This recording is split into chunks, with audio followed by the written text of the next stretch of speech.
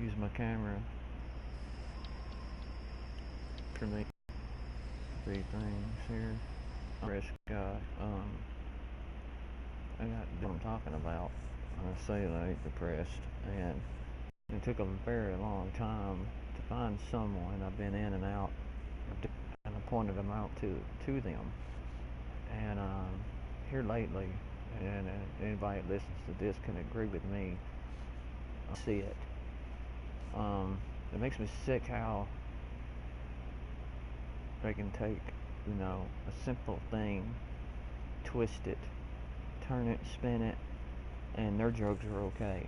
You know, um, they're just now coming around.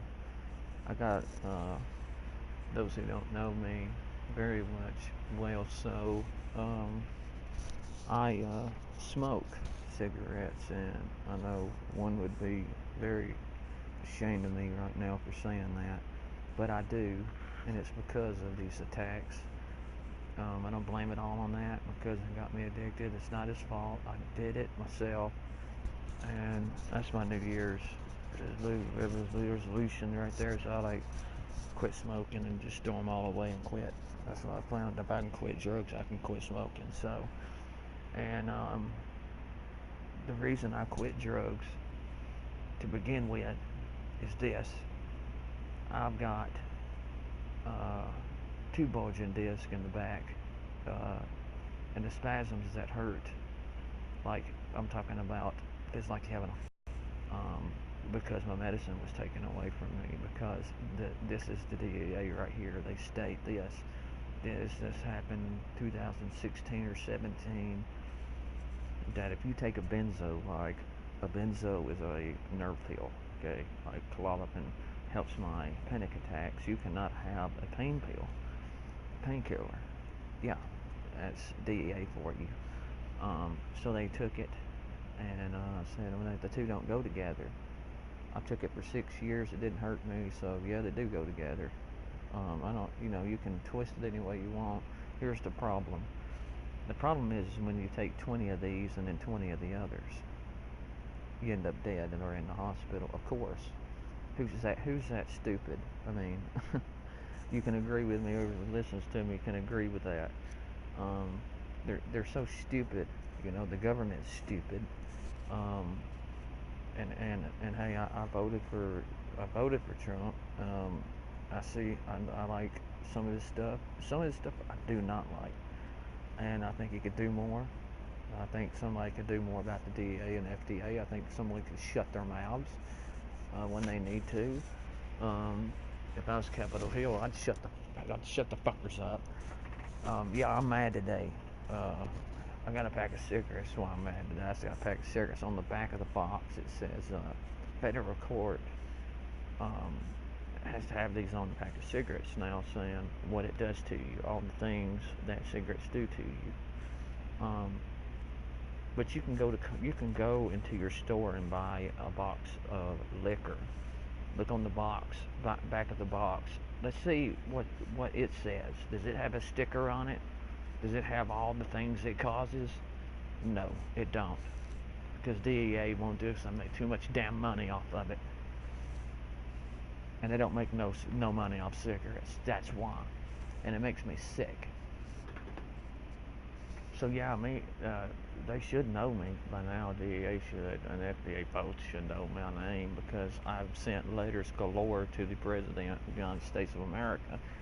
I've sent them to his agent, and I talked to Laura Trump herself, who actually she texted me from her cell phone and to my YouTube account, and I got her message. It's like to do this campaign deal or something to throw money on, and I did, and I pay money to the Trump Foundation every month. I do that, and if they keep taking things away from me, I'm gonna stop and I'm not going to give any money out anymore, because they're screwing me over, and that's what I feel like. They're screwing me over, and you got to protect your rights, and we're not protecting. Nobody's protecting your rights. Nobody's speaking up. Nobody's saying anything. Nobody's raising any petitions. If they would, we could do something here.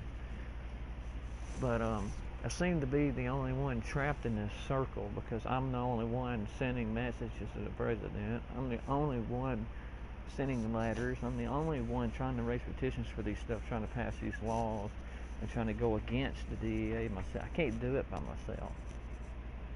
So, and it's just, and I can tell you it's bullshit. It's bullshit. And nobody's doing anything. And I can tell you the next war we're going to have, you know what the next war is going to be? America versus America. We're going to destroy each other because it's going to get to the point we can't have nothing. Nothing. Just think about that for a minute. What if? Just think about it. What if? I mean, they're doing it now. They're doing it now. Think if they keep doing it and keep doing it. We don't have any more cigarettes. We don't have no more alcohol. We don't have no more pain medication unless we're dying of cancer. Or if we die of cancer, they may take that away. Who knows? There is a cure for cancer. Okay, I know that with 100% certainty. God tells me that every day.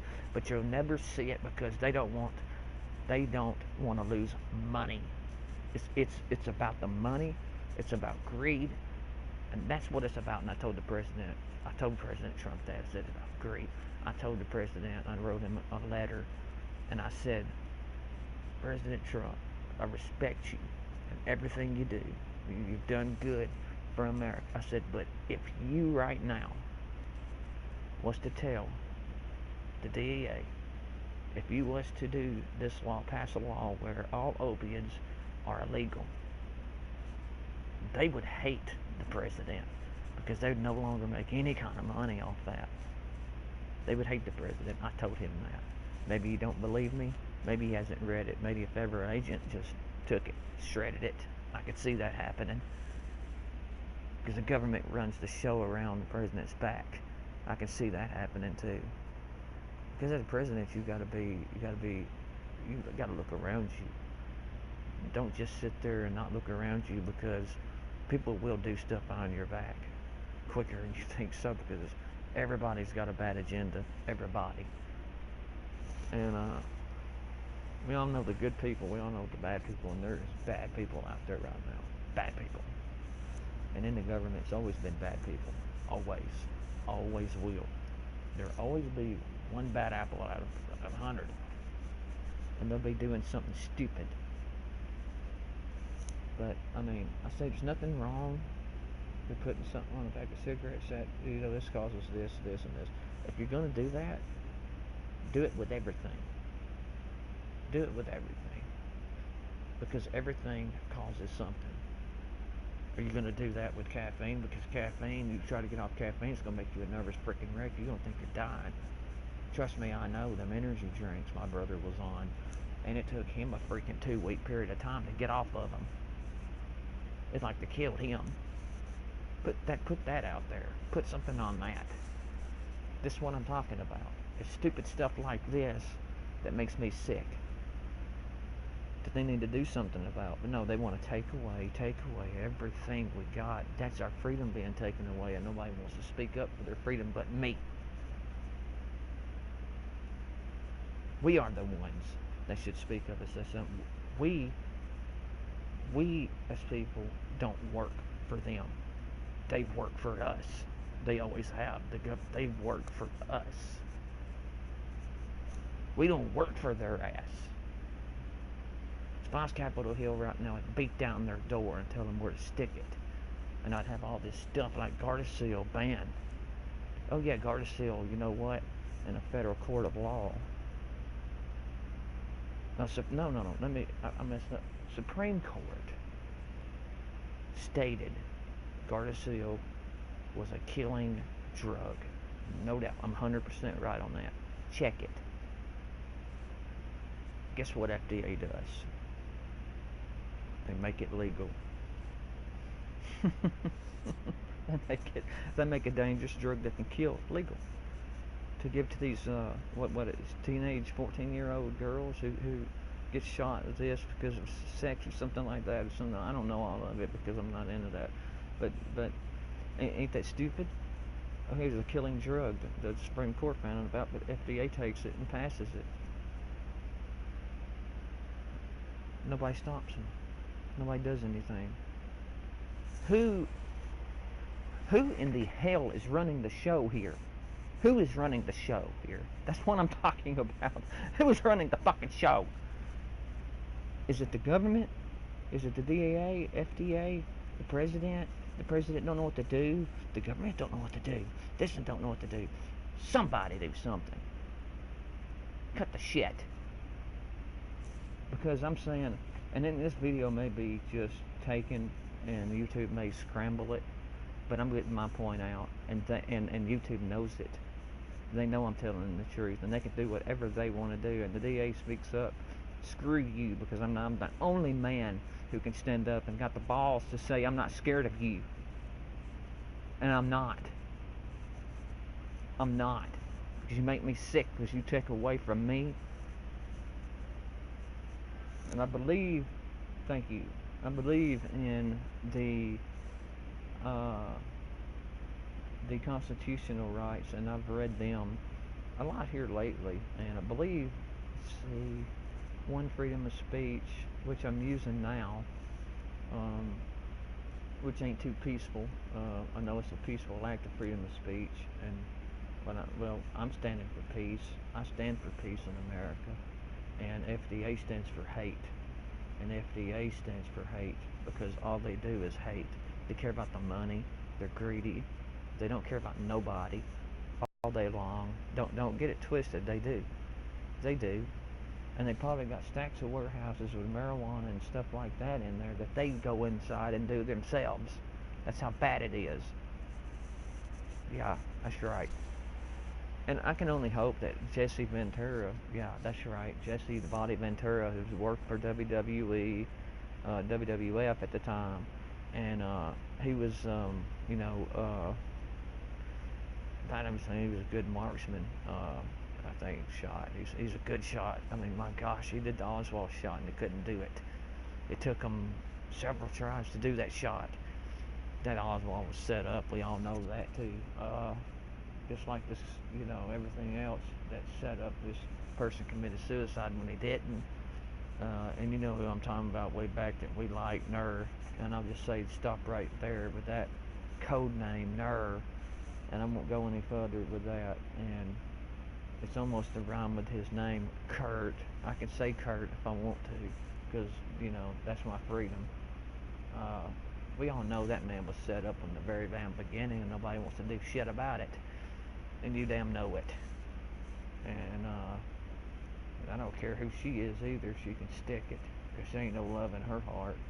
We all know that too. We all know what happened there, and the judges are going to be the same old way they always are.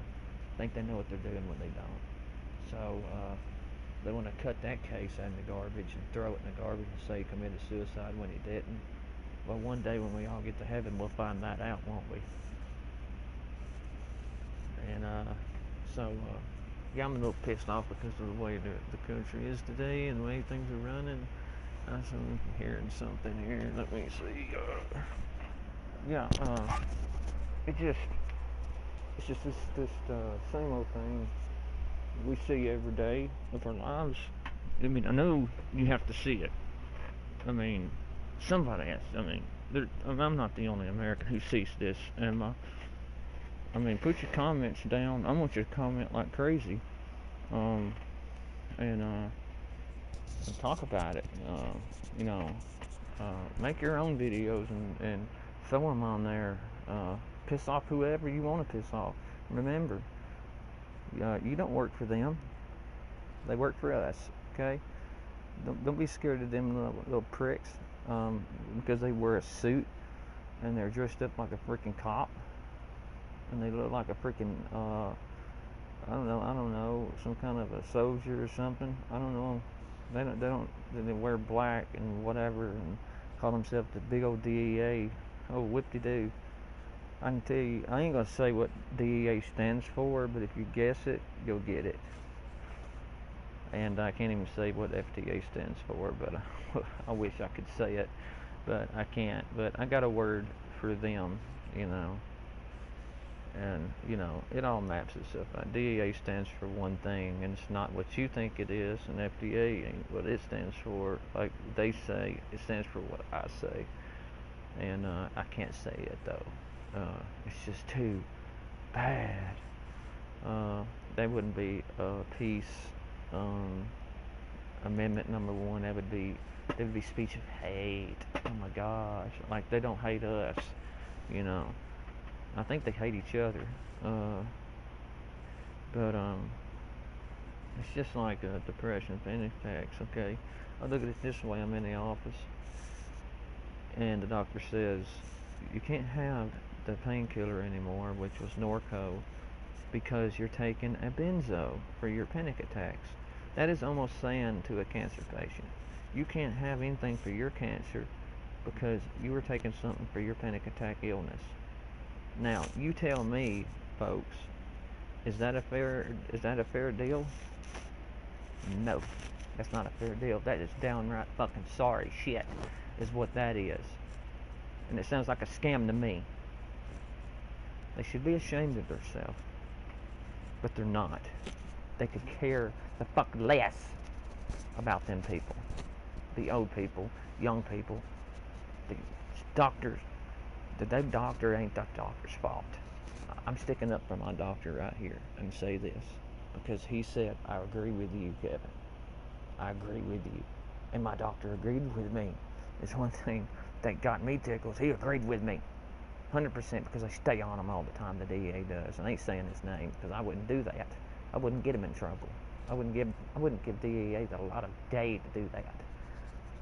But I had my doctor say to me, after I told him it's going to get downright people killed, is what that's going to do, because when you try to get off something by yourself, you can die.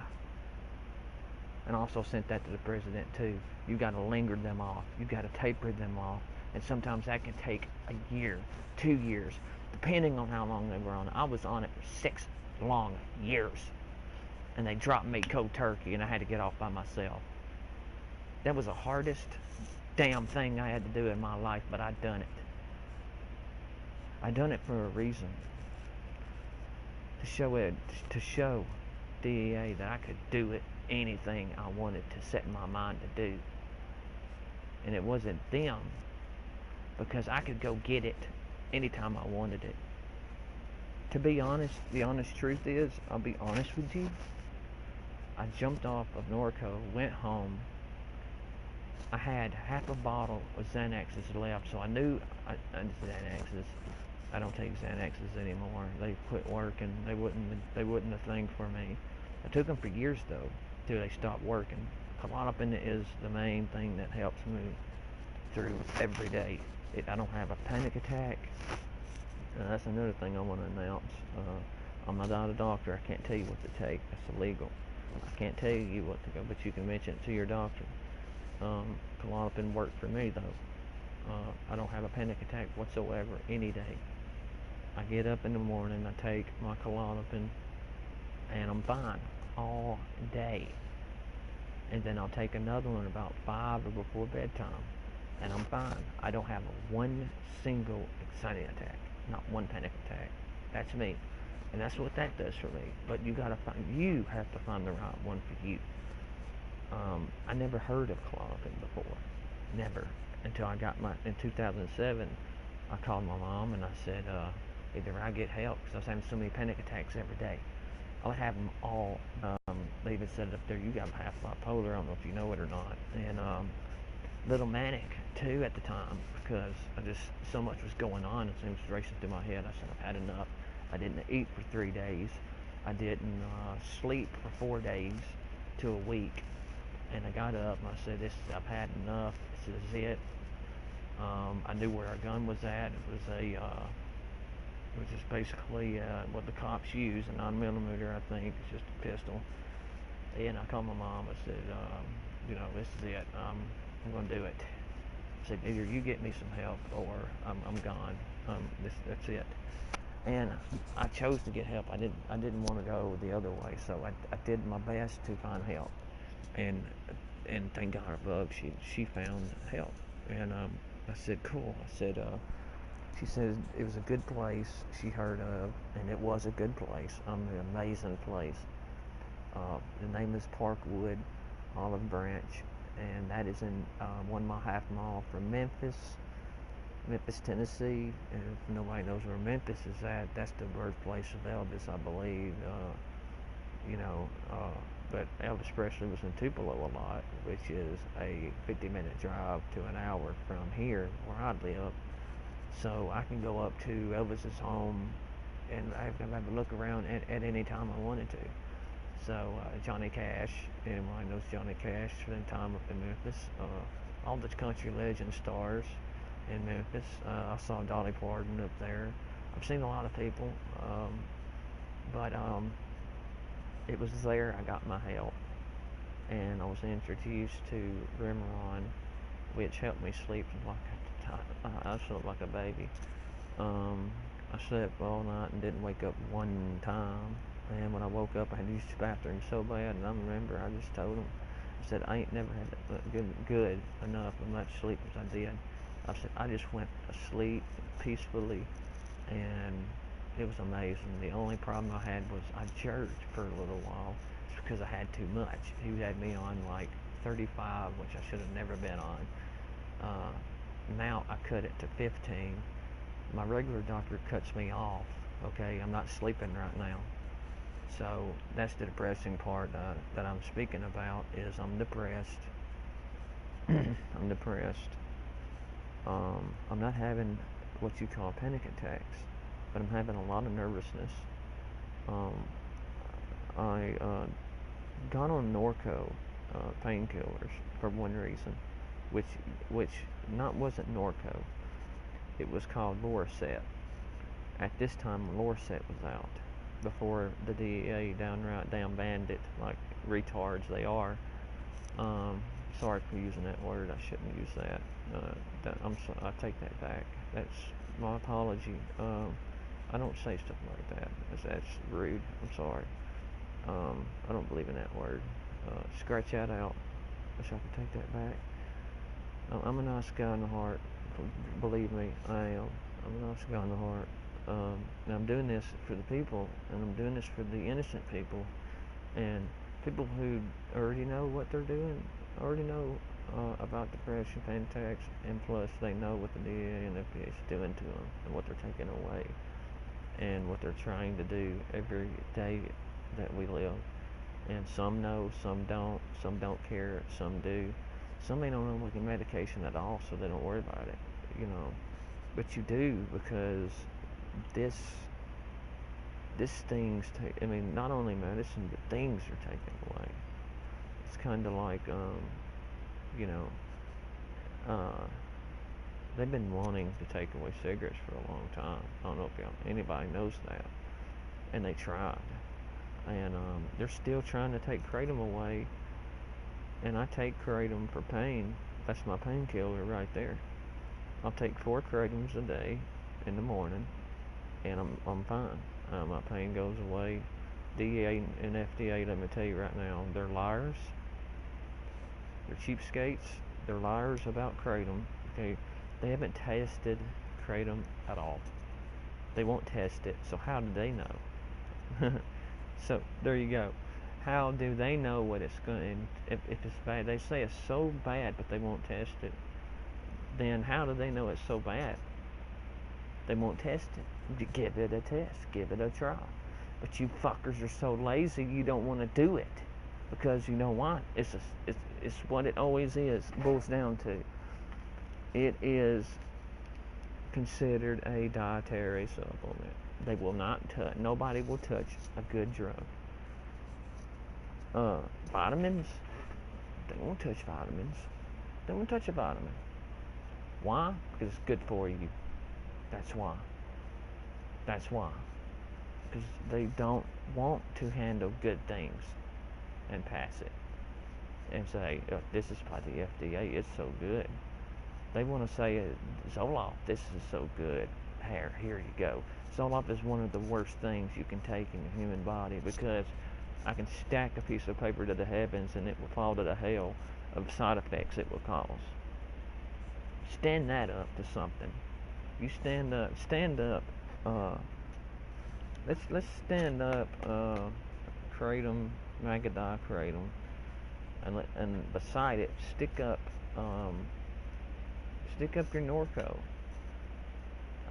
Stick up your Zoloft, and you tell me which one is worse and which one is better for you. I say the one that's better for you is Kratom. You could take them two, combine them together as one, and Kratom still wins. It's still the better drug, and it's still safe. It's safe. It don't hurt you. And I'll tell you why. I know this. When I was going through my drug habit, the third week of the drug habit, you'll go through what it feels like panic attacks. The withdrawal will throw you into panic attack symptoms, which you're not really having panic attacks, but it makes you feel like you're having them. So when I looked up, and I was really having it hard. I felt like it was never going to end. This withdrawal was never going to end. I looked up that Wednesday and I saw my Kratom bottle. And I said, I forgot about that bottle. I reached up, got the Kratom, and I remember watching the video on the guy who said, you cannot OD on Kratom, you just fall asleep. He said, it's come from a coffee plant, and it's true. It comes from a coffee plant. It's made in South Asia. I have one where it says I can tell you right where they do it from. It's from a tree, basically, because they got the gold Kratom. And I'll mention this to anybody to take for pain. If you want something for pain other than your stick with DEA Kratoms and stuff you get addicted to when Kratom is not addictive like they say. Kratom is 100% organically grown plant, and that's what the DEA hates. Harvested and imported from the deep and the exotic jungles of Southeast Asia. They hate that because it's from another country. They hate that completely. Too bad. Our ultra premium Kratom powders are the freshest, most potent, currently available on the market. It's the best on the market. Our farmers hand select our leaves from the absolute finely fully mature trees, because from a tree, ensuring the finished product, supreme quantity. Here, this product has not been evaluated by the FDA because they will not use this product. It's not intended to diagnose, treat, cure, or prevent any disease. You know why they put that? Because they have to. They have to put that. Do not use while operating motor vehicle. Bogus. Pregnant, nursing. Now that I don't know about, because usually when you're pregnant and nursing, that is always a problem. So you need to be careful there. I know that makes sense. If you're taking any prescription or non-prescription medication or drugs, which the reason they say that because a lot of people, the few people that has died, not from Kratom, but from other drugs they've taken along with the Kratom. Don't take Kratom and then shoot up. That's going to get you killed. And that's why they're saying that. So don't read it like, okay, don't take it, any prescription or non-prescription medication or drugs. Oh, that's it. That's what's wrong with Kratom. DEA's right. No, they're not. They're not right. Understand what you're reading. Understand this. What people do is so stupid. What people do is so stupid. And I'm telling you, they'll go home. This is what they do. And doctors, DEA, they don't get it. They just don't get it. These people go home and they got opiates or something stronger, and they will take their painkillers and they'll pour 30 pills in their hand as many as they can and take them and swallow them down, end up in the hospital. They'll find, oh, you took kratom and you've had 50 of these. We'll blame kratom. Bullshit. Okay, it's not the kratom, it's the 50 pills that you just took that you should be admitted for trying to commit suicide. That's what they should start doing. That's suicide. That's suicide. If you know what you're doing, if you put 50 pills in your hand and try to swallow them, you're killing yourself. It's there. If I take Tylenol, let's say I go out right now and I get some sleeping pills, and I take the whole damn box, they're gonna say I'm trying to kill myself. They'll say it's a suicidal act when I end up in the emergency room. First thing they're gonna tell me, you tried to kill yourself, didn't you? Oh, but it's different if I shoot something up, which I never have and I never will. Or, I sniff cocaine and I sniff too much of it. It's just ridiculous. Stupid stuff like that. I mean, understand it.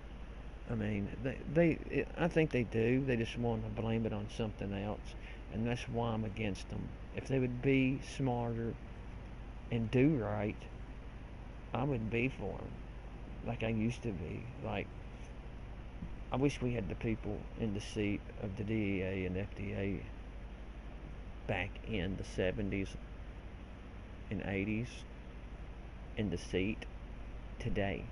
That's what I wish. Or the same, or people that's different, but the same outlook as the people in the 70s and 80s in the DEA, because then was a time that was so good that it was unbelievable. And I'm not saying it's because drugs were easy to get. It was just simpler to get drugs off the. I never got drugs off the street. I never went out there looking and hunting. I always went to the doctor and did my job. I would go to the doctor and I would tell him my symptoms, whatever I had, what I was going through, and what I got, I deserved it. And I thought Lorset for the migraine headaches, which I had. That's why I took Lorset in the first place, was for the ongoing chronic headaches. I was hurting. I still go through that without anything but BC, and it's tearing my stomach up, and it's going to downright kill me, probably put me in a stroke or a heart attack, and I'm going to tell them it's because I took my painkillers away. You can blame that on DEA, and that's exactly what I'm going to tell somebody if something does happen. I'm going to put, you can blame the DEA and the FDA because they cut my drug that I was taking, because I have an illness called panic attacks, and because I have that illness, I cannot help. They take something away from me because of that. That is downright sorry. It's downright shitty, and they should be ashamed of themselves, but they're not. I wish they couldn't sleep at night. I wish it was them. They would understand, and they would change their damn minds in a heartbeat. They would change. It would change them if they had one panic attack, and I don't wish that on nobody. I don't wish that on my worst enemy. But you know what? I'll take this time and say I would put one on the DEA. Every member of the DEA, I would put one on, just so they could feel what it's like. The next day, they would change their mind. They would go back on their word. They would turn it around. I guarantee you, they're saying no, I wouldn't do that, because they've never been through it. They never walked in these shoes I walk in. Once they step into hell, they find out something. And I always said this, my stepdad struggles every day of his life, and he takes Norco, and he doesn't get as much as he used to, because they cut him back, because the doctors are so damn scared of the DEA, of losing their job, and I think it's harassment. I don't think the DEA should be allowed to harass anybody, and they do. They do harass. They harass the doctors. They're always on them. That is wrong. I think that's harassment, and harassment shouldn't be allowed. I wish somewhere in the Constitution of Rights or amendments or somewhere that a doctor had a little bit of power over the DEA. I do. I know that as people, we're supposed to.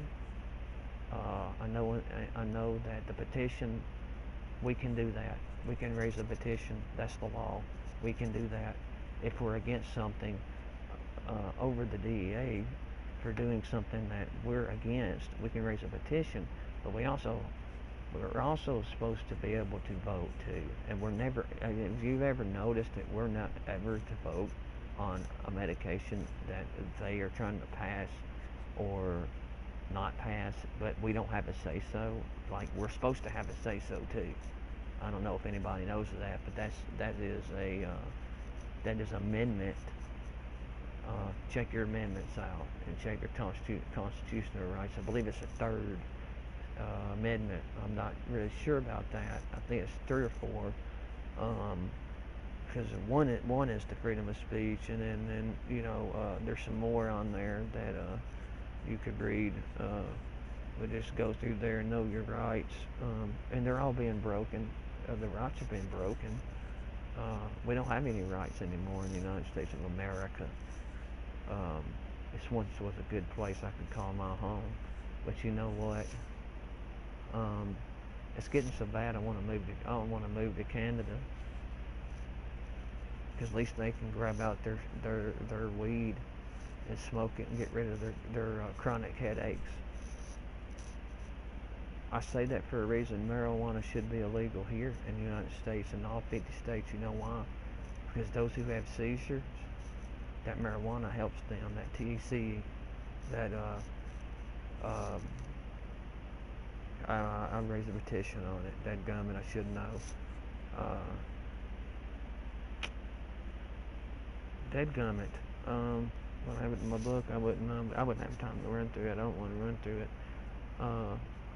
But the THC, yeah, and CBD oil is very good for you, and it can do some great things for you and benefit. You don't have to smoke it as a joint or nothing like that. You can have it in what that won't hurt your lungs and give you cancer.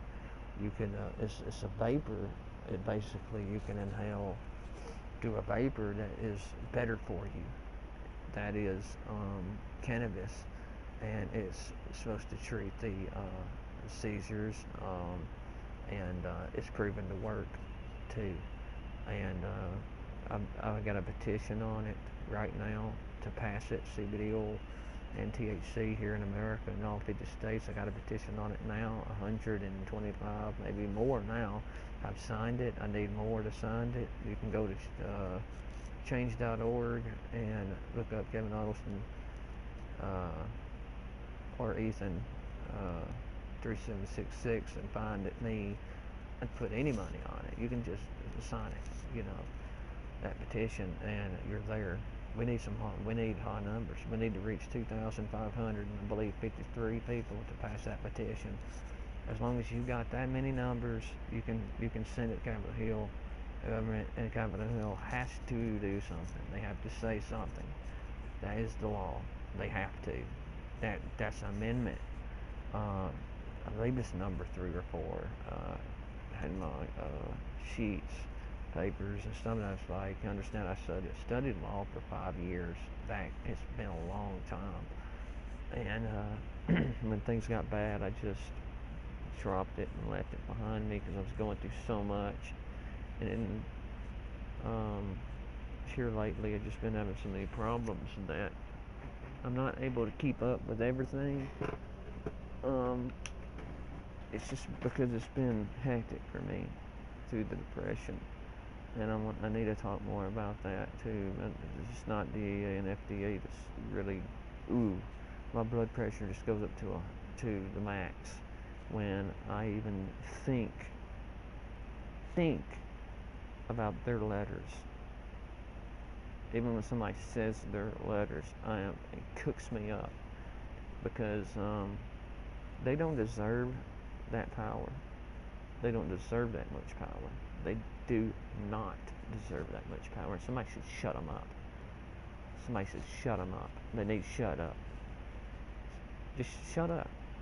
Quit banning stuff all the time. and leave stuff alone. For goodness sakes, man. Sit down in your seat. You must be bored out of your mind. Uh, Go home and do something with your wife or something like that, dude. And find something to do, Jarl. Do freaking maps. You know, I know it's exactly a good job for the DEA. This is what President if he would run, and I hope to God this man runs. Jesse Ventura runs. He said he thought about it once. He said if they would do it right, he would do it, and he would be good for the job because he said the first thing he would do as president would be get rid of the DEA. And I said, hallelujah. I said, I would love for that man to run because he said, actually, he just wouldn't get rid of them, but he agreed with me on this one subject point. DEA's job should be, they should have one job. You know what their job should be? The sex pedophile rings. That should be their job. That should be the only job they have. That's the job they should be doing right now. Take them off the drugs. They don't need to be doing it because they're terrible at it. They suck at it. And I say it to anybody. They suck. They're no good. They're no good people. They're horrible people. FDA's horrible people. Get them out. Slew them out. Get new people that's got a heart. And get them in there that knows what they're doing. And ban Gardasil. Please do that.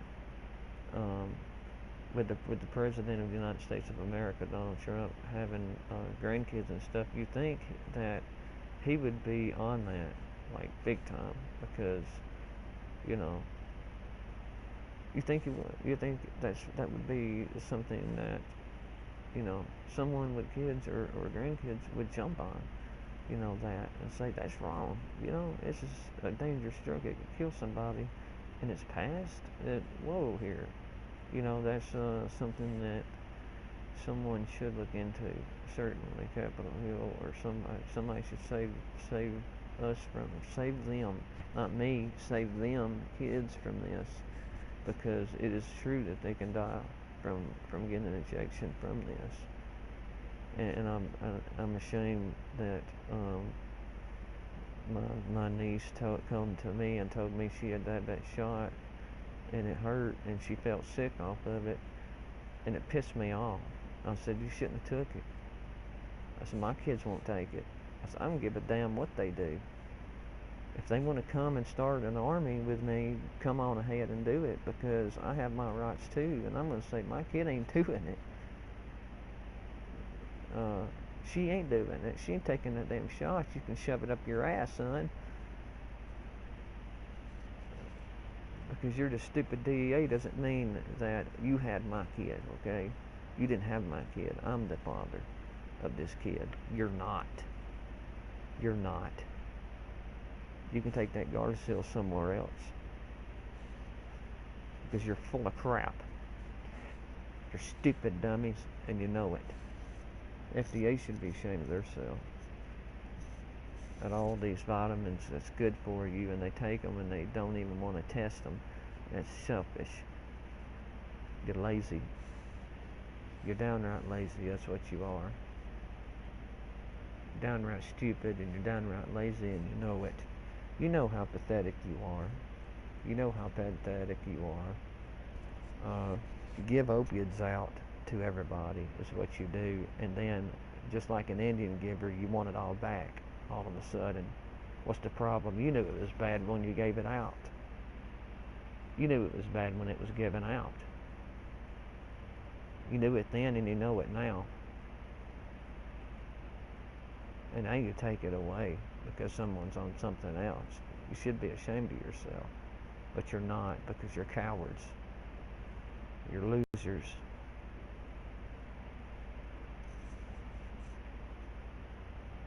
And I have the freedom to say that because I'm in America. And if you don't like it, there's one thing they say in America: if you don't like it, leave it.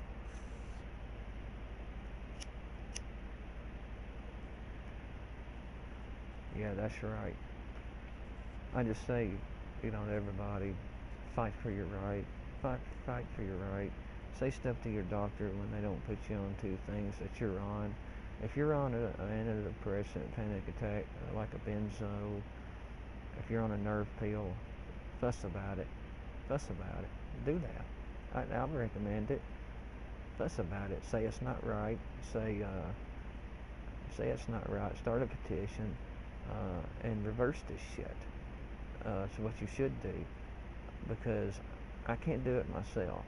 You know, I can't fight the DEA and FDA both by myself. I know there's people doing it every day, because at change.org I'm looking at it, and I'm on a many petitions right now.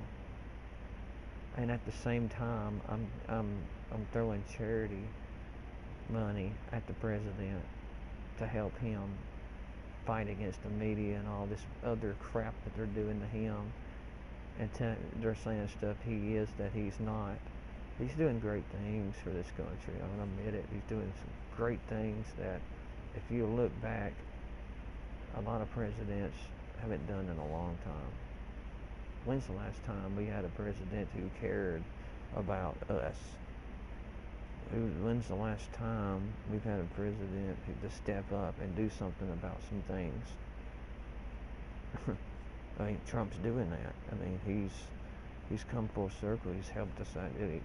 Look at all the pedophiles that's being arrested. That has been arrested.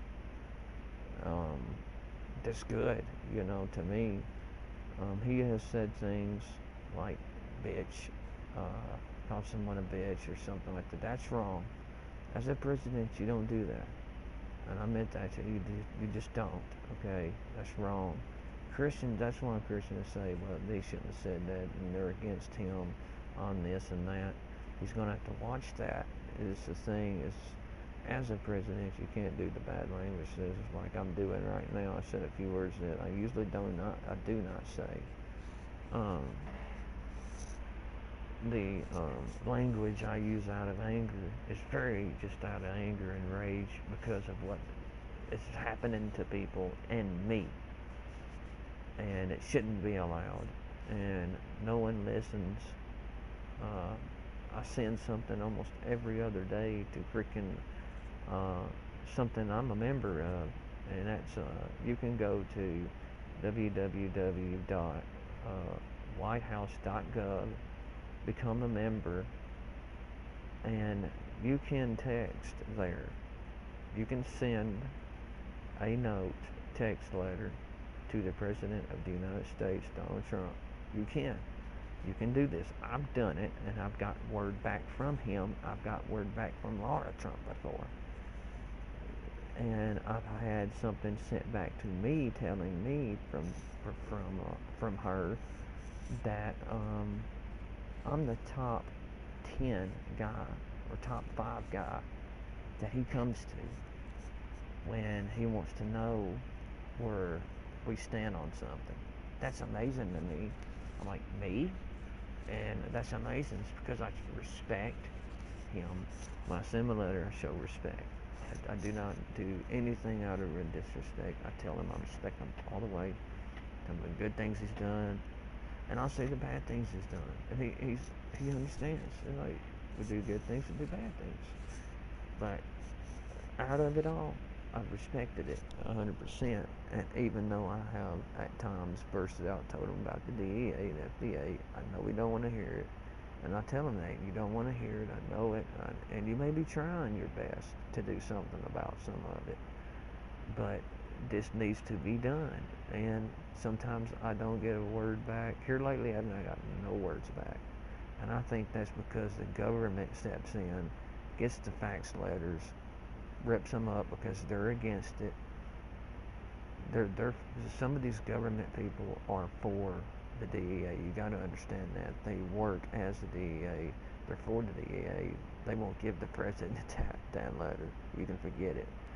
The president has to be there, or his secretary and his people were there to get it. They would give it to him, and them are the people I trust. The people who surrounds him. I trust them people, but I do not trust the ones outside of him, like away from him, because those are the people that can be very, very, very, very wrong and bad. because you got the bad people. You do.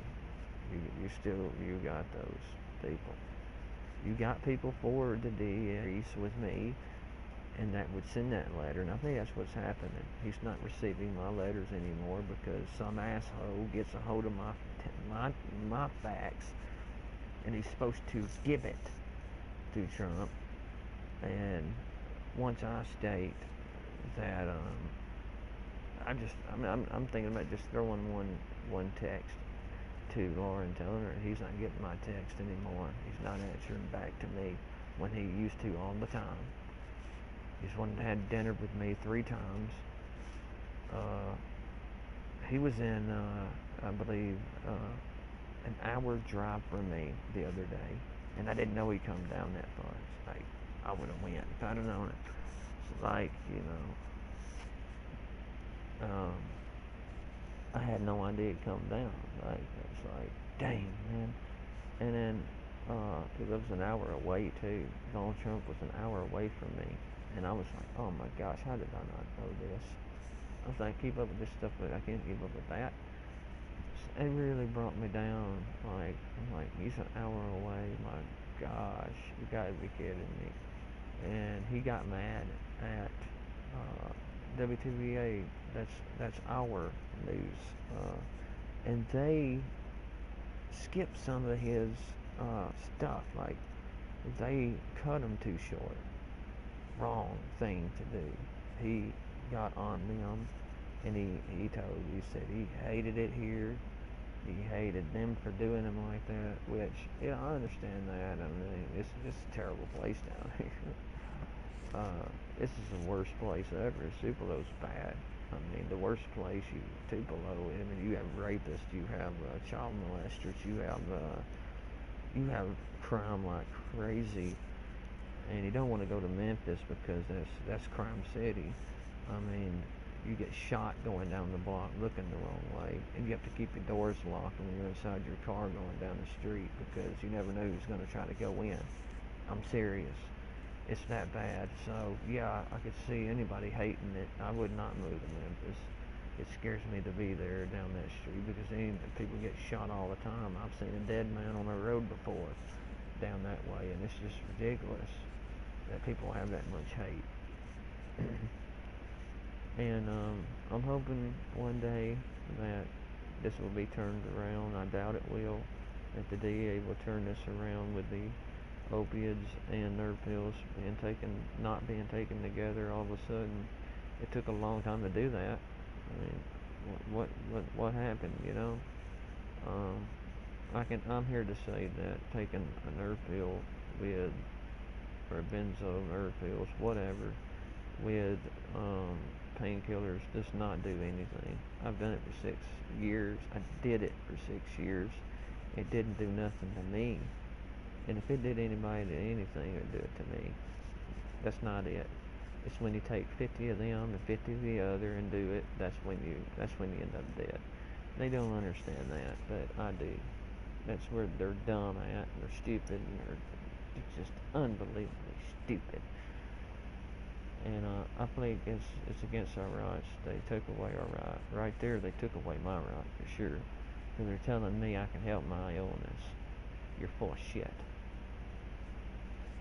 Straight to you, DEA. Straight to you, FDA, because you're sorry for it. You're downright sorry, and you make me sick.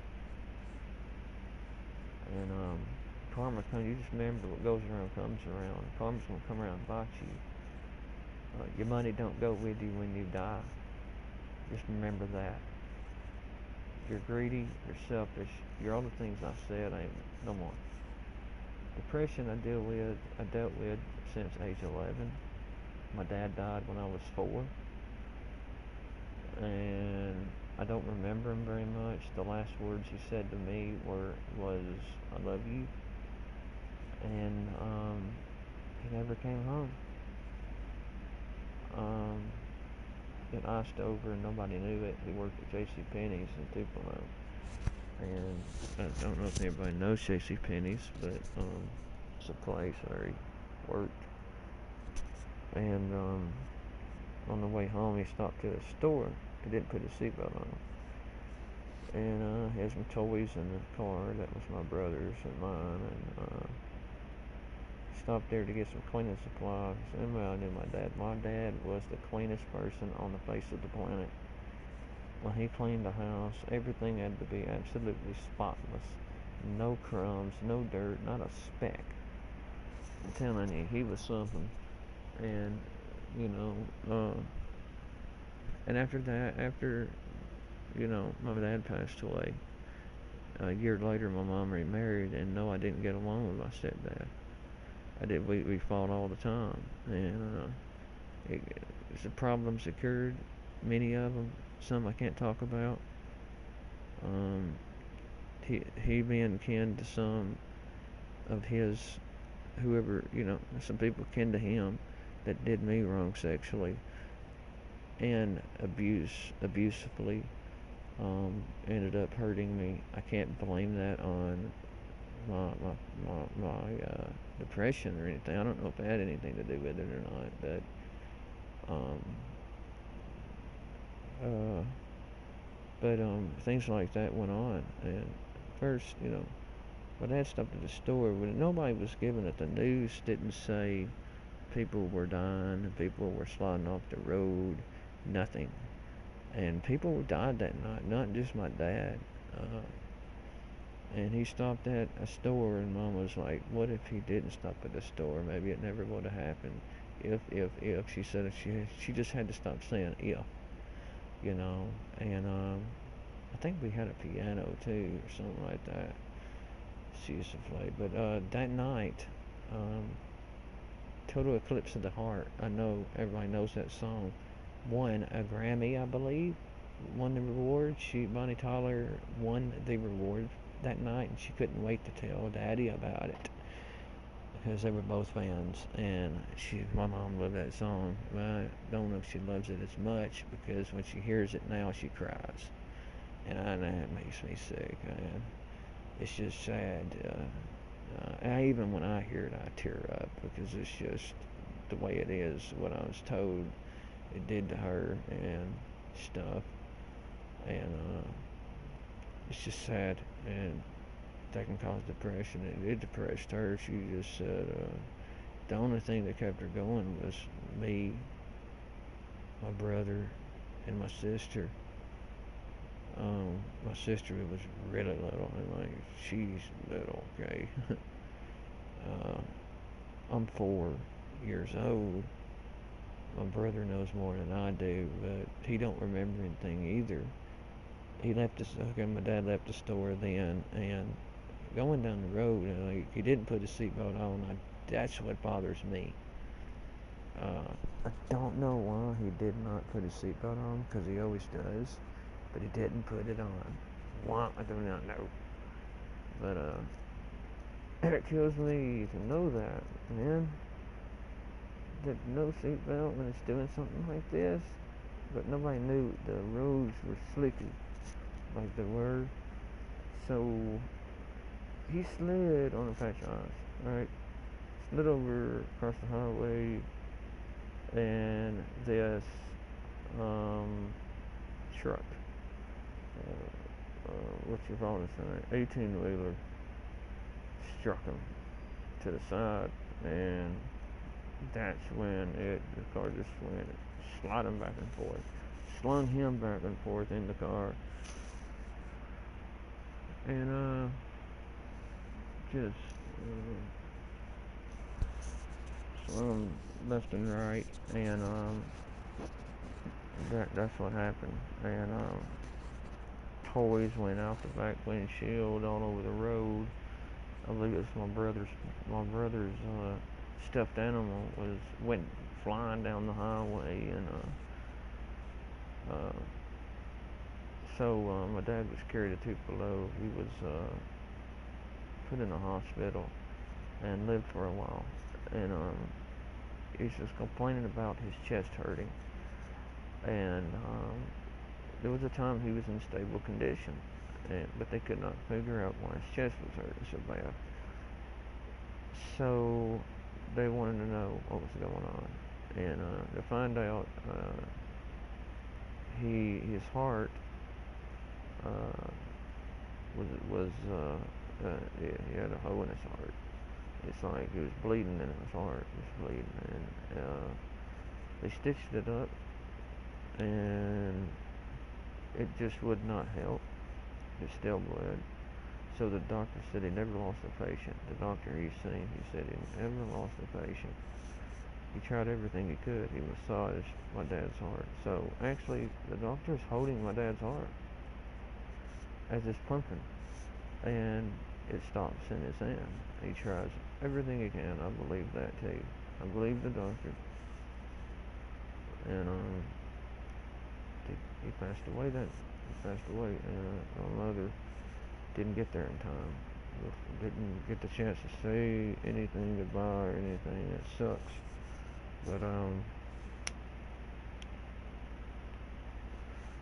it happens. And he come out, and my mom showed up, and he told my mom, the doctor did. He said, he passed away. He said, I never had a patient pass away on me. He said, I just tried everything that he said, I want to let you know, Deborah, my mom's name, and he said, tried everything I knew I could do, possibly, and she said, I believe you, you know, and he was really sorry. And it wasn't his fault, but he was apologizing, and this doctor was really just, I mean, sounded like he really cared really much, because he never lost a patient. And he said he tried everything he could. He said he tried everything till the end. I believe that, and I appreciate that out of him. But things like that happen, and so anyway, my dad died at 4, and my cousin died in a car accident when he was 18 years old. He just graduated Thrasher High School, and he was in the back seat without a seatbelt, and they were all drinking, and they hit something, and another car or something, but my cousin flew out the windshield and ended up in a sort of a vegetable or a coma condition or something. So, and I believe he was alive and knew things for a while, even though he couldn't speak, couldn't see, couldn't do anything, he couldn't move. The only thing is, every day in that week that his mother come to visit him, and every time she said, it's time for me to go home, and gave him a kiss, a tear would roll down his face, his eyes in his face. So he knew, he heard her, but he couldn't do anything. And that was just like, oh my God. When I first heard that, I was like, this is awful. And imagine that, and her knowing that, wiping the tear and everything. It's just, that'd kill me. She never was the same. And in the end of that week, he was brain dead. And they stopped the machines, and she never was, the mother was never the same. She never was the same again. And she's dead now. She ended up on a lot of painkillers and took her liver. And she had really bad headaches, really bad. I'm talking about the bad, the worst headaches you could ever have. And she was on the drugs so much and so bad, there was no way off for her. And I don't know who she was seeing, but she's on this, she's on this, she's on this. If you have something to complain about, that's something to complain about. You don't need to be on you don't need to be on 4 extra painkillers. But I'm against that myself. I mean, you don't need 4 painkillers at the same time. If I have a bottle sitting there, I mean, that's gonna kill you. And it's just like what I said about the first bottle. You take 50 out of the first bottle. That's you're doing it wrong. You can't do it that way and expect yourself to live. You can't do it. And but you need the proper thing that's strong enough to take that and deal with that. and not jump, jump, and jump, and jump, back and forth to this, this, and this. It's not going to work. You're going to die. So that's what happened with that was she jumped. And it was like jump, jump, jump, jump, jump. And it never stopped. And it was just to end up just down there killing it. You know? So I'm against that. Yeah, I'm against that. You take something, take one thing that's good enough for you to take, that helps you, and if it helps, take it. And that should be allowed. It's their freedom. It should be allowed, and the DEA should not say anything. Just keep their mouth shut. There should be nothing. There's nothing wrong with that. You hurt. If you're hurting in great amounts of pain.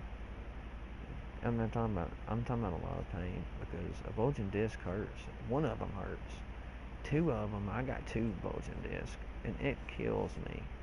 I can't tell you how bad it is, especially the spasms, and you got nothing to take because of DEA will not allow it because I take a benzo and I have an illness, and they want to step in and say you can't have this pill, or the doctor, because the doctor don't want to do it because he don't want fired. But I don't blame him because he was harassed by the DEA, the same ones harassing me and telling me, taking my freedom away and telling me I can help my disease.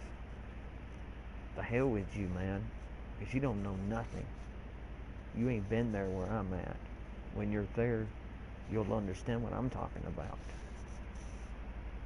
I'm not a doctor either, so I'm not scared of any of you. Remember that too. And remember, like I said from the beginning, like the government, you work for me. I don't work for you. Understand? Get your shit together, okay? That's what you need to do in 2019. Get your shit together and quit acting stupid. And anyway, anybody like my dad, back to my dad, and I'll push the DEA and FDA over to the side and leave them blank. I've said just about enough of their ass. I'm sick of them. Usually I don't talk like this, and usually I don't speak this way, but they piss me off so much this year and last year that I'm just so pissed off at these losers for doing stuff they shouldn't even do, and they should be stopped. The president should be able to have power enough to stop them, and Capitol Hill too. It's enough power to step in, knock down their daggum door, and tell them a thing or two. Do that for the American people, because we're being screwed over completely. We have a right to speak up and say something about this. When they say this is illegal, this ain't going to be done, we should have the right to say, yes, it will be done. You're wrong. We want it this way. We have that right. It's in the petition. It's in them. It's in the Amendment of Rights. It's our damn right, and you're not looking at it like that. Where's the people? Why ain't we standing up? That's the last thing I'll say about DEA for now. Is we stand up. People need to stand up. Americans need to stand up together as one and say we're not going to take it anymore and do something about it. That's what needs to be done, because as long as we keep our mouths shut, nothing's going to get done, and they're going to take away every single thing that we got, and we don't need that. They've taken enough away, and they keep and they're still doing it, and they're going to keep doing it. And I call that one thing abuse of power. That's what you've got, DEA. Abuse of power. Abuse of power. That's what this is. Abuse of power. That's all it is. From up to the government, all the way down. Abuse of power. That's what it is. You know, I'll throw you aside for a minute. I'm tired of talking about you. You know what you are. You're ashamed. You should be ashamed of yourself. And you can blame Everyone who's shooting themselves right now and hanging themselves is because of you, idiots. It's your fault. You're scum. You make me sick. Alright. Um, yeah, I was so little at the time. But I remember, first I was 11 years old in my depression. I remember us playing with my dog in the front yard. I believe it was, it was turning. I believe the time was beginning to change. For some reason, I want to say it was summertime. It was still summer, but it could have been fall. Somewhere in fall. I think it was fall. And I was just out there sitting in the grass. 11-year-old boy was sitting in the grass, and this feeling came over me. That was a feeling like I never felt before. And it was such a feeling that, oh my gosh, I couldn't, it's like, what is this I'm feeling? And it felt awful. It's like I couldn't feel more down. So I got up, went to the porch, sat on the steps. My dog come with me because she wouldn't go everywhere with me. Good, I don't have her around anymore. She was such a good one, a good pet. Smoky was a good girl, and she would lay her head on me, and I began to sit there on the steps, and that's when I began to cry. Tears would roll down. I started to cry because I didn't know what was going on, and I was so sad. And then I was just really bugged out. I was like, what is going on here? I don't know what this is. I didn't tell anybody. I would not tell anybody. And after it was all over, I went in. I went to my bedroom. I took my shower. I always took a shower at night. And I'll be honest with you, I took showers galore. In the summertime, I would take like 5 showers. I take 2 baths, 2 showers, brush my teeth like 4 times a day, or 5. I overdid it. Yeah, I would overdo it. But yeah, that's what I do. I did that. Always taking showers and always being clean and always brushing my teeth. I did that. I'm ashamed to say I don't do that as much as I used to, but that's because I lost so much and around me, and part of me and half of me has died inside, and a lot of what Americans become now has really got me so depressed.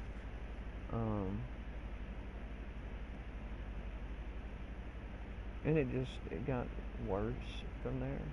I started becoming nervous and not knowing what I was going through. And then the anxiety attacks, which you can call, some call it panic attacks, anxiety attacks, same thing. There's, what people don't know, there's a mild panic attack disorder. There is a medium, and there is a severe. I was placed on the severe kind.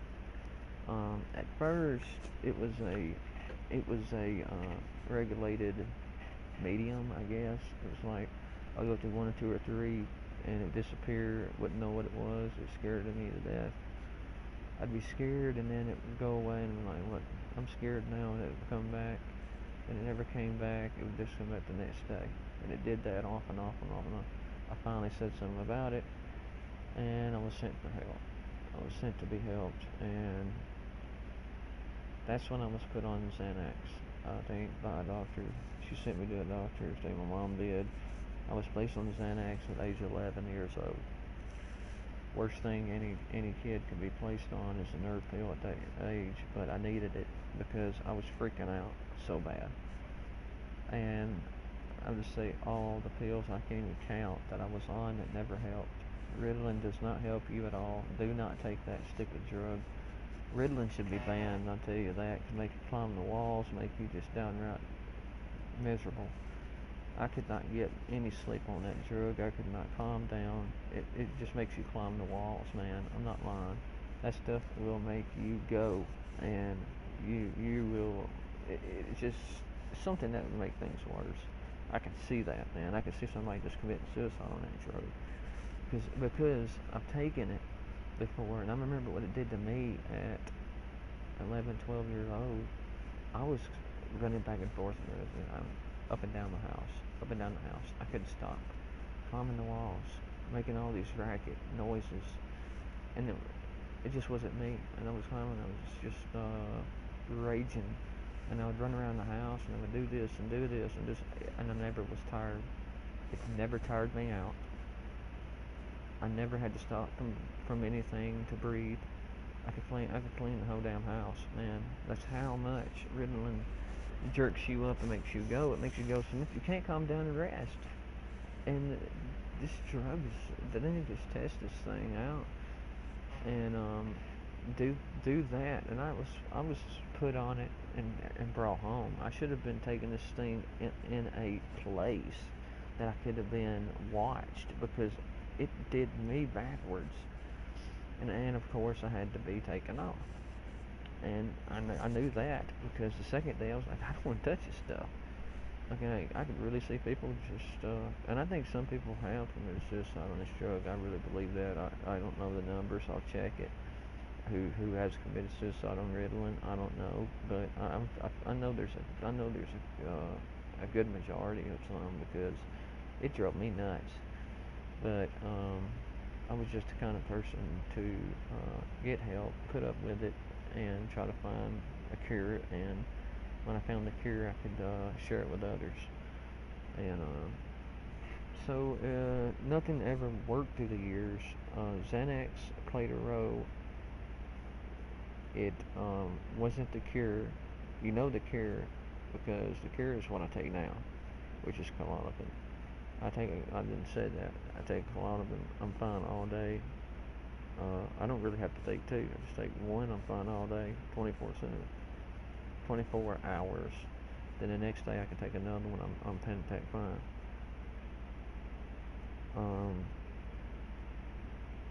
It's the cure for my panic attacks disorder. That's what it is. And you just have to find your cure. I never knew what Klonopin was. I never heard of it. No other doctor has ever mentioned it or gave it to me, so I never heard of it. It took me 2007, that year, it took me to find that drug, which was, I was 27, and at age 11 I was put on Xanax, and up to 27 years old, the Xanax stopped working altogether, would not help me anymore, would not take anything away. My parents having panic attacks anyway. The Xanax stopped working. It would not get rid of a panic attack. It didn't matter if I took 5, and I did. I was and you may say that, well, you're talking about taking a lot of stuff and you shouldn't do that. And now you're talking about you took 10 Xanaxes. Listen here, this is the thing. Once you go through a panic attack, I tell you, once you go through a panic attack, you will understand what I'm talking about. It's the worst fear, the worst fearful thing that you can ever feel in your entire damn life. Okay, it's like being in hell, man. It's hellacious. It is a living effing hell. And if you never felt it, you'll never know. You have to feel it. You have to. That's why I tell people who say you have to think this way. You have to think, no. It's not a thinking process only. It's not. It's something that hits you, just hits you. And yes, you can control it by the mind frame. You can go out. There's ways. You can go outside and scream "F you," panic attacks as loud as you can, and do it until you get it out of your system. It helps. It's proven to help. And it's proven that people feel better and get over their panic attack. But if you have it severely, you can't. You have to have that medication. And a lot of doctors are like, you don't have to have medication. Yes, you do. Sometimes you have to be medicated. Sometimes most people don't. Some people don't have to be medicated. But understand, some people, and this makes doctors mad, but some people need that medicine. They do. It's just the way it is. It's just the way it is, okay? And no matter how many doctors tell you that you're crazy, you're not crazy. No, you're not crazy, and you're not going crazy. You are not going crazy. Don't ever let someone tell you that, because they are a liar. Okay, because after when I've been through this for 21, 22 years of my life, and I can absolutely tell you with a certain 100% certainty, you're not fucking crazy. You're just right. You're fine. You just have a problem that no one will help you with, and you gotta find that help. And if they don't want to help you, tell them what you think. I have. Tell them what you think. Tell them what they really are. Someone who don't want to have a heart. Someone who don't want to help. If they did, they would have helped you. Say it. You say what's on your mind. I do. I do. Because I'm for, like, it's fine. Some people need to be hired. Some people need to go in college.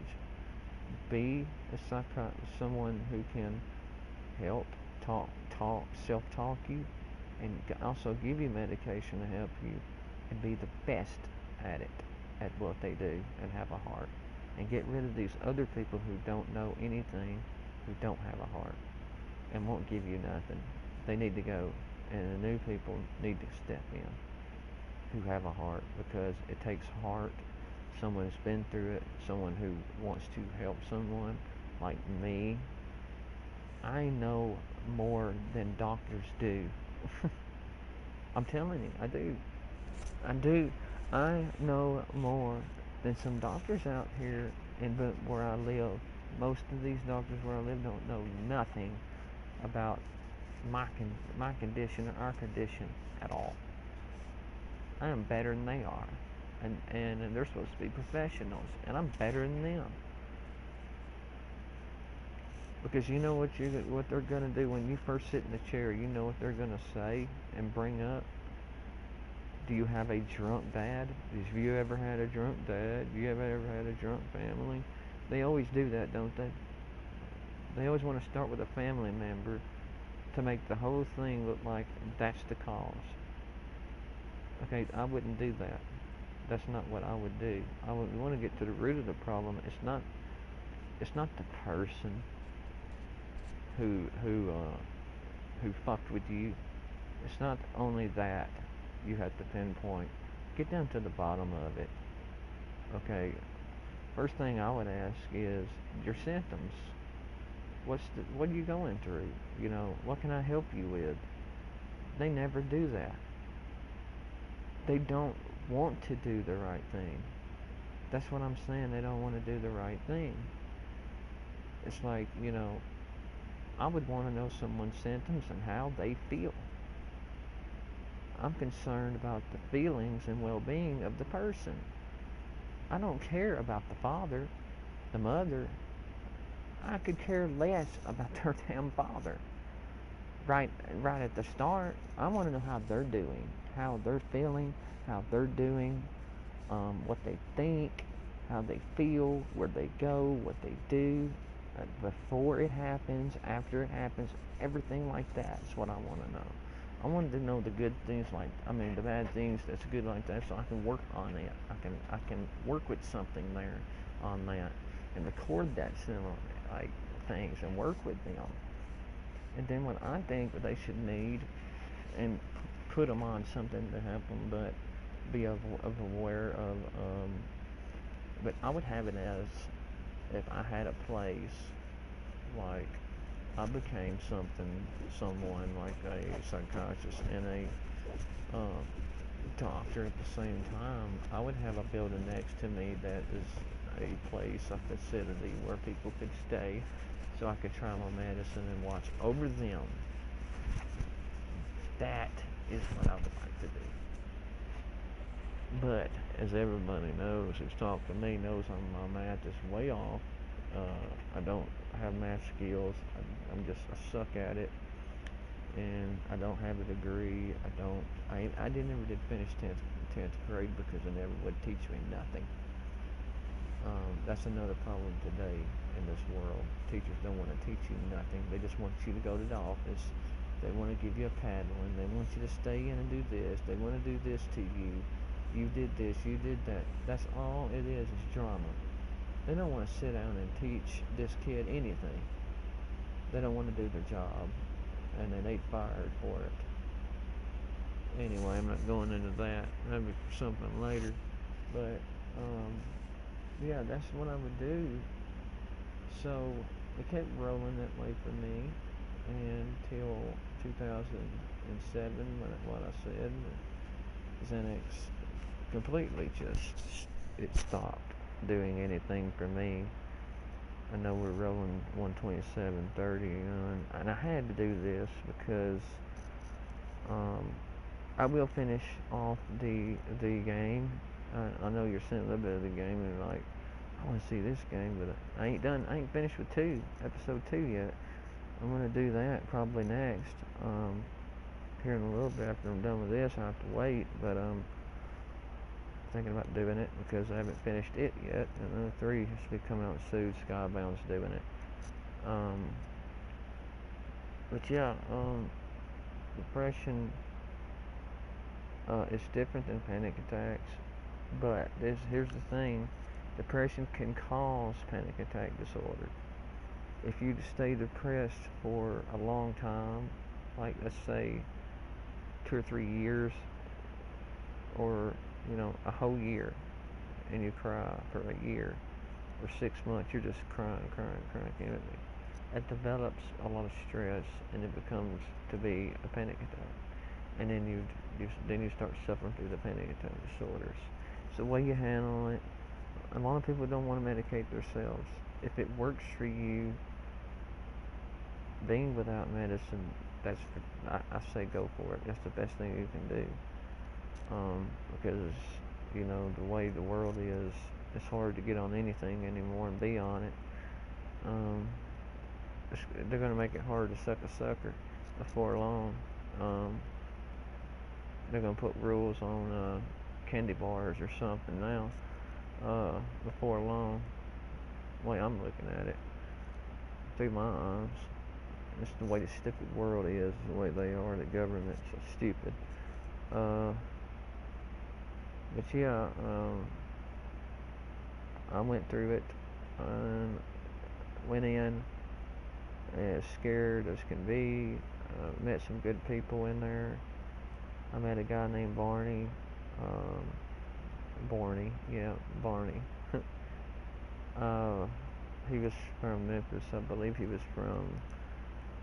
Oh my gosh, he was a singer. He sung. He would sing. The most beautiful voice I ever heard in my life. And I even wrote a couple of songs that he sung and took with him and said he was going to make a CD. And I never heard from him again.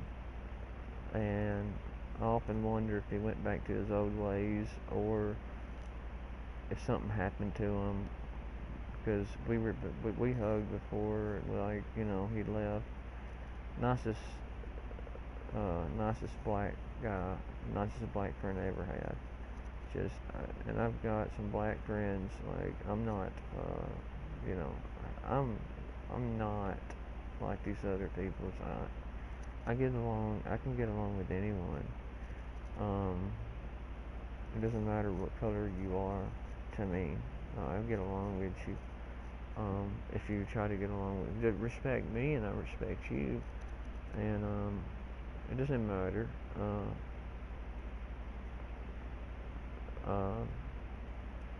And I got several black friends. I don't have.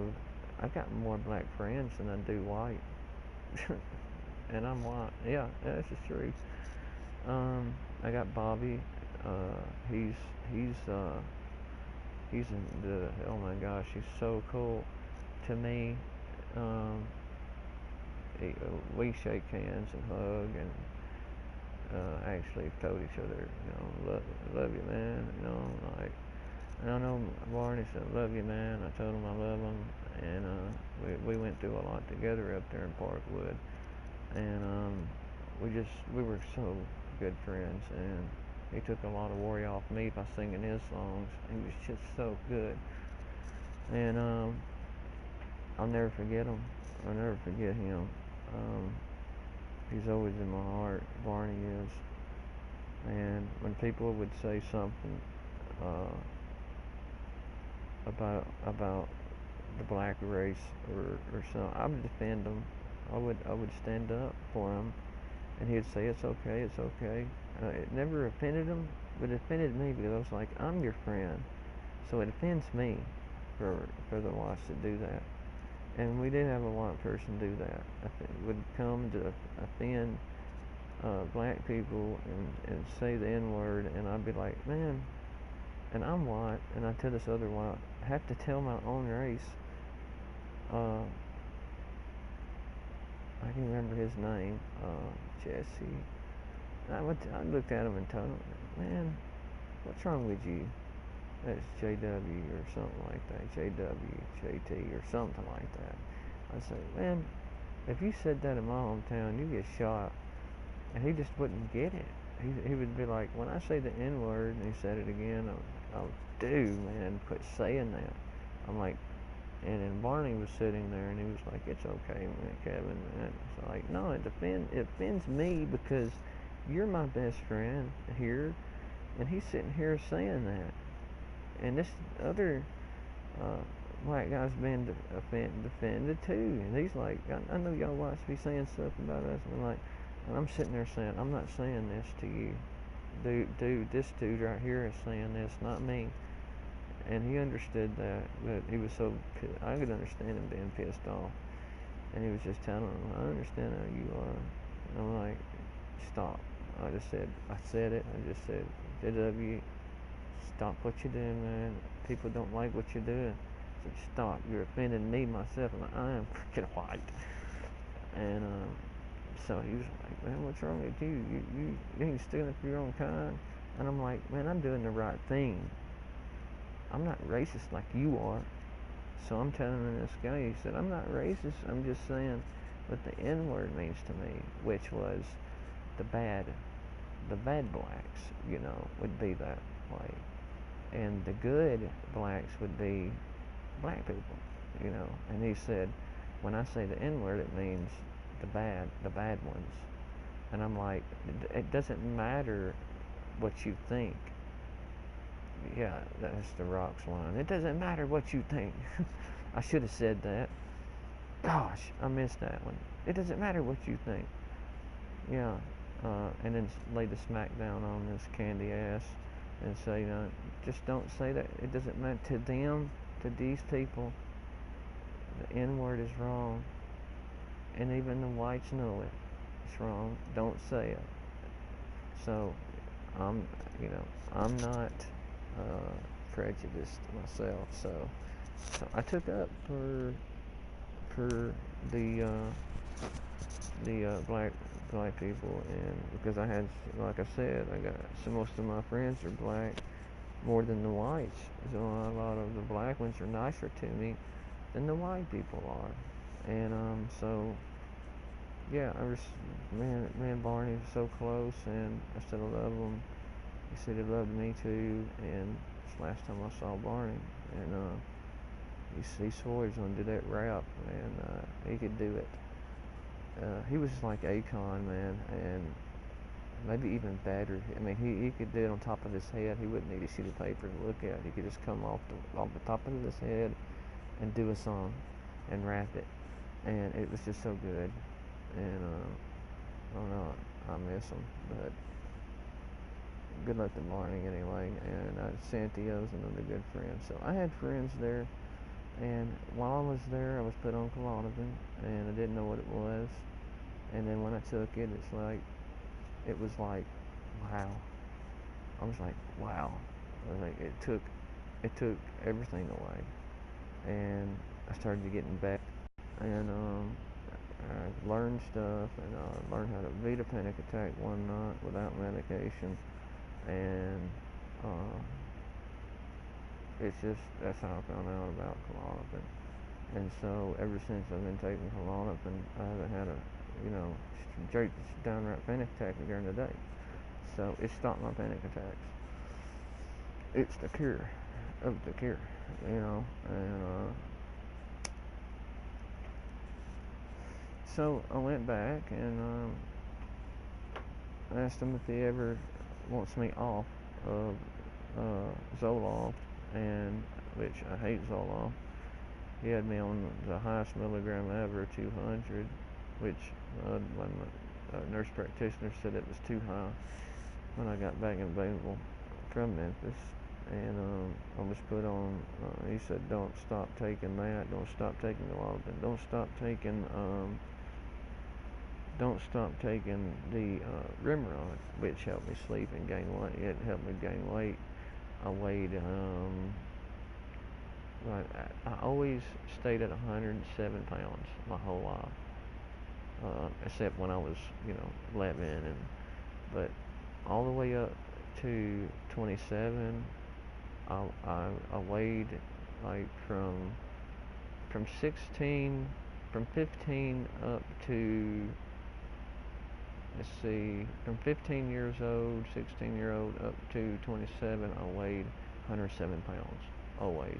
That just took after my dad and my family on that one. After I got to Parkwood, I left there and I weighed 184.5 pounds. That's the truth. 185 pounds, and I kept gaining. Then I went to my nurse practitioner and she cut me off my Klonopin. And I said, he wanted me on that.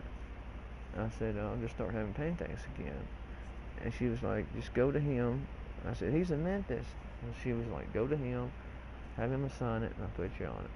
I'm like, you gotta be kidding me. I'm like, I'm gonna have me having panic attacks like crazy. And I did. And I started having panic attacks, and it got me sick again. I dropped that whole weight level. Went right back down, except I went down 100, maybe 105. Just like that. And I lost all my weight. And I never gained it back. So I went back to Parkwood where I was, and the doctor there would not sign. I was like, what? What's the problem here? It's like, I can't remember what it was all about. It pissed me off. He went on vacation and didn't tell me. And I was there for 3 to 4 days withdrawing off of the benzo, which can give you a seizure, go into a coma, and kill you. The doctor should have known that. But he's a Timber Hill doctor, which Timber Hill absolutely is dog shit, sucky, and place that you don't want to go to, trust me. And it made me so mad. I should have went off. I wanted to. I knew if I hit him, I could have been charged, and I could have been sent to jail. I could have been thrown in a courtroom, all that stuff. So I decided to take it out on outside. I went outside. I said, "Yeah, just call my mom, tell him to come and get me." And the whole time he said, "Well, what was I going to do when I get home?" I said, "Just go to the emergency room." But I had suicide on my mind. I just flat out right there made a decision that I didn't care how I was going to do it. I was going to do it, and because I had enough. I said, that's it. I'm doing it. But I didn't tell him that, and that's one thing that you don't understand. A person's not going to tell a doctor what they're going to do. Some of them will, some of them won't. But a smart man is not going to say, "Oh, I'm going to go home and kill myself." It's pretty stupid to ask a question like that. What you going to do when you go home? Like that guy's going to tell you, "I'm going to go home and kill myself. I'm going to go home and hang myself." They're not going to say, they're going to make up something, say, "I'm in the emergency room and get some medicine, I guess, and get to the doctor tomorrow and get me on and back on." Something like that. Think about it. It's ridiculous. It was just the whole thing was downright fucking stupid. And I went to, and I said, I told that one of the nurses up there, she said, "We done told you we can't have it." And I said, "I ain't asking you," because the nurse practitioner wasn't the doctor. I said, "I want to talk to the doctor, Dennis. That's my doctor." I said, "I want to talk to the doctor." get him now. Get a date to see him right now. I said, he will do it. And she got mad and she signed it. She ended up quitting too. I don't know where she went, but she ended up signing it. And I got me a date in. I went to see him and he put me right on it. And I was fine. I prayed to God that whole night that I would get it the next day. I went to see the doctor and immediately he was all for it. I told him, I said, I don't have a single thing wrong when he does it. So that was 2008 by then, because the time I left Parkwood to get after the help was about 2007 of December. So it was almost into January anyway. So yeah, it was working its way in. So 2007 turned 2008. So 2008 got back on, and I didn't regain my weight back because of what happened to me. I think that I did go back up to 153, and that's pretty good for me, because I remember my cousin looking at me and saying, "You gained weight?" And I said, "Yep." And I told him how much, and he said, "No," because I've always been little, always been thin. So it was just a gut, and I was like, yeah, it's like this medicine I'm taking, and it was the Remeron, and like a lot of them both. It's like, when you're happy and you're doing good, you got an appetite. When you're depressed, you don't have an appetite. You can't eat. The smell of food is terrible. It smells like crap. It tastes like crap. And I'm serious. If you ever go to depression, you'll find out.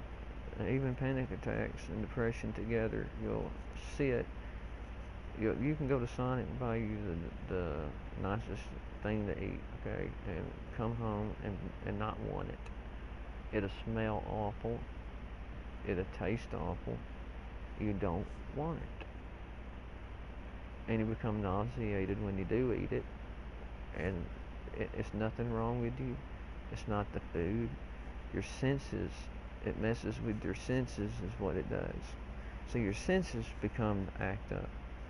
And it causes your senses to act up because of the depression, panic attacks, all that you're going through, because it weakens you and you become weak, and you always got to remember to drink something, like either drink soda, water, Gatorade, Powerade. I drank, believe it is, Gatorade and Powerade, and water.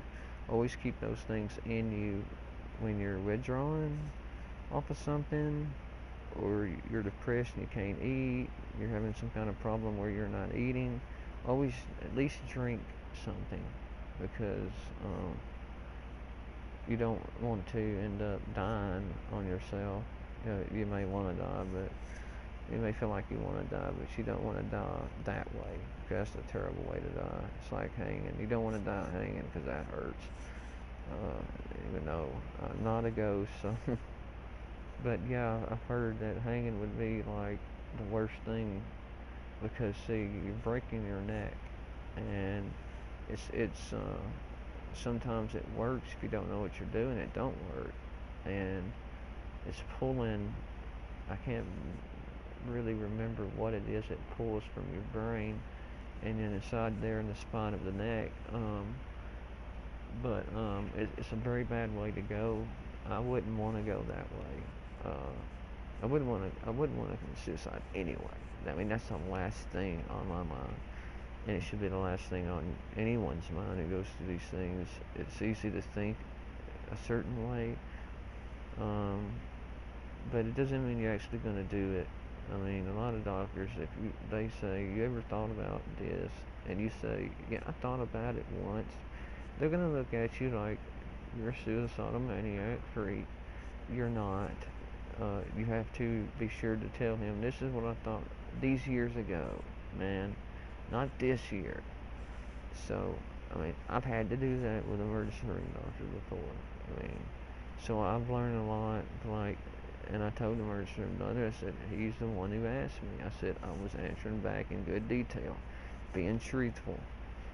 It's not that, I'm thinking of it right now. It's not that I'm thinking of it at all. I said it was once upon a time. That doesn't mean anything now. So don't go there with me. But he was a good doctor to me because he was one of the best doctors in the world that I've seen.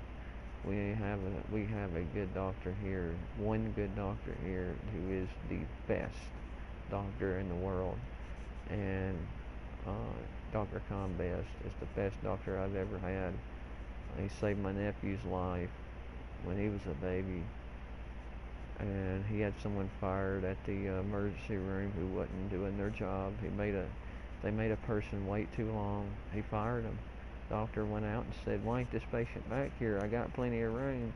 And that's a good doctor right there. I mean, and he would come in, sit down, rest, say, "Can I rest right here and talk to you?" I'd be like, "Yeah, go ahead." And he would tell me what he really wanted to do before he come to doctor. And some doctors are cool like that, but some of them you gotta be careful with. I went in with a panic attack, and them say we don't have to carry benzos anymore when I know they do, and I caught them in the law, and I was like, at that time I needed help, and I was like, I need help. And he said, well, you can't get help unless you're homicidal or anything. And I said, you're full of shit, son. Don't lie to me. And basically after his shift left, I asked the other doctor, who was a Chinese doctor.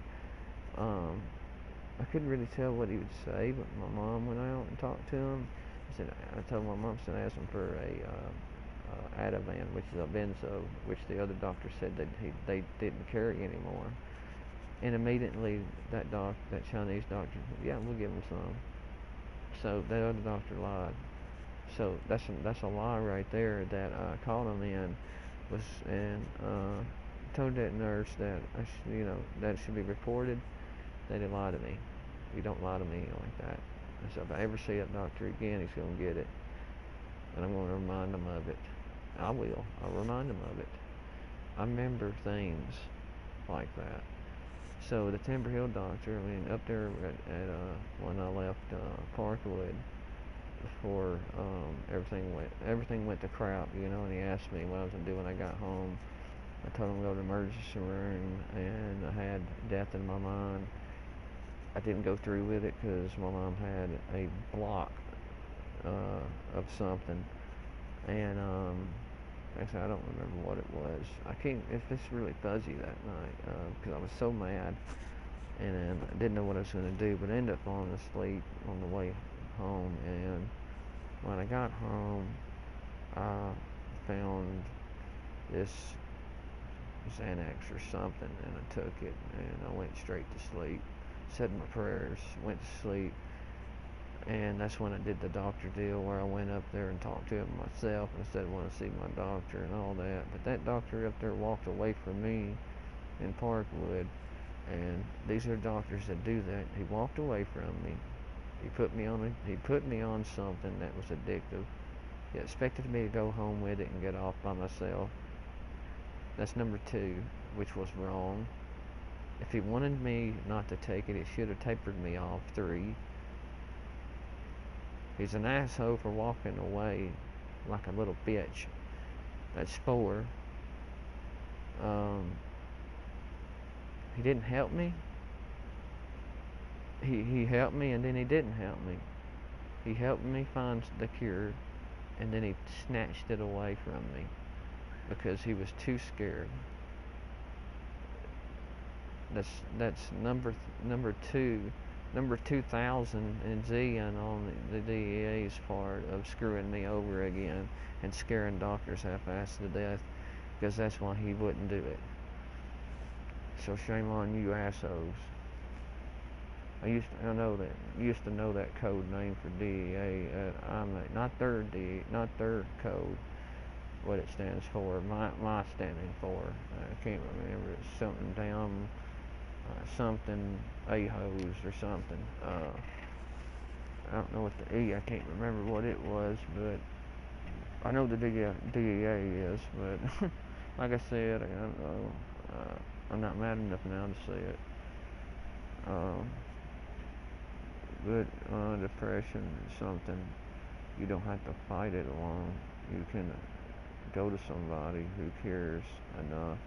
So, someone who cares though, like someone who cares enough, go to them. Don't go to someone who don't care, because they're not going to understand or tell you the right things you need to hear.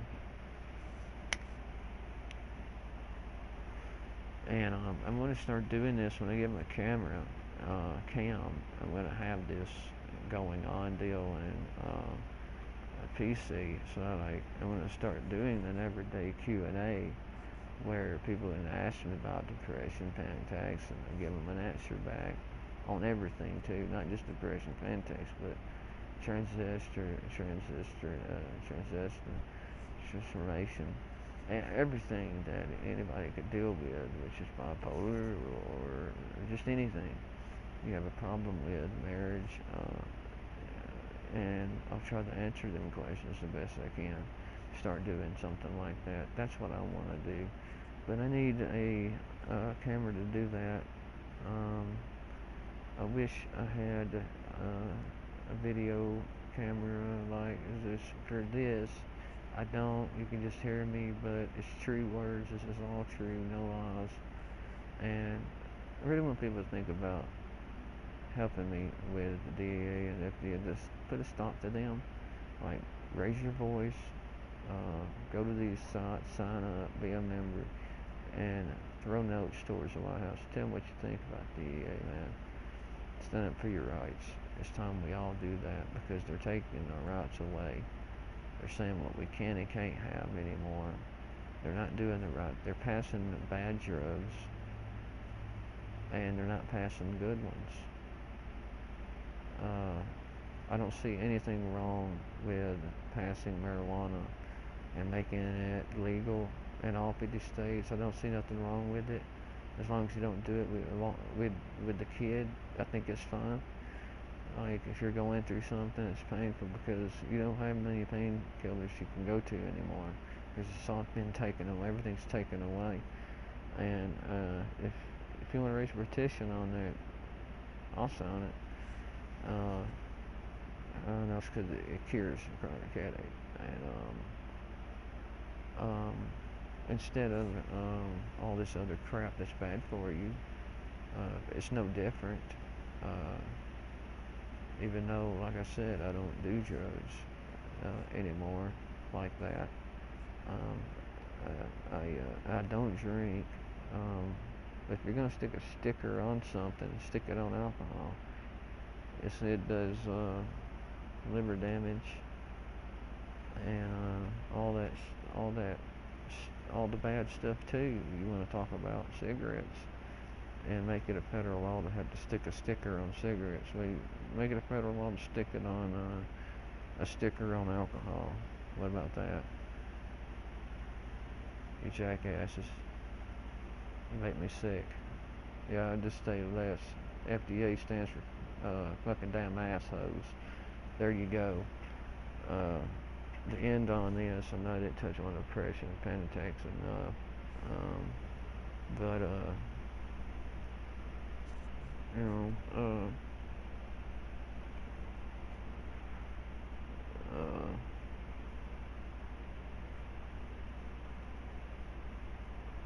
next time, I guess the next other 2 hours will be just strictly on depression and panic attacks, and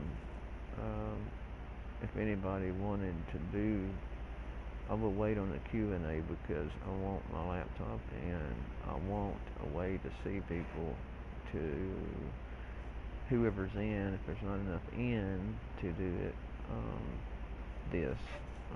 the right way and be in on that side instead of here, so I can actually see everything and all the writings and stuff here, because I'm on my PS4 basically, and so I'm not actually at YouTube at the moment. I'm actually on my PS4 in the video here, and basically Blade Runner 711. You could see my me doing what I'm doing here and hit X and go in and be able to say anything you wanted, but just to let people know, you're not alone and stuff. Many people want to have need to know answers, want to have answers that are not given answers. Um, it's free for me to answer anybody's questions. This is not for money. This is nothing for money. This money is not the answer for me. Help. I got a good heart to help people. That's what I want to do, and I want to share my experiences, what I've been through myself, to help you get through your experiences you're going through right now, to help someone later on, as I did you. Or maybe you just need an answer on something. Thank you. And you know, I forgot to cut all that stuff out, but it's okay. But I'm gonna go here in the next other 2 hour I do will be strictly on depression and panic attacks itself by itself. So I hope you enjoyed this, and believe me, stand up for your rights, man.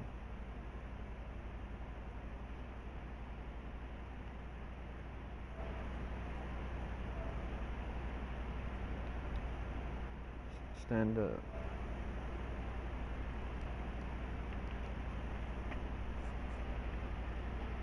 Stand up for everything. Well,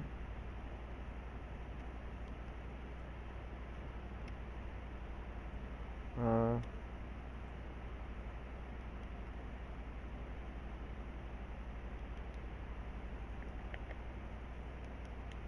I don't know what's going on here.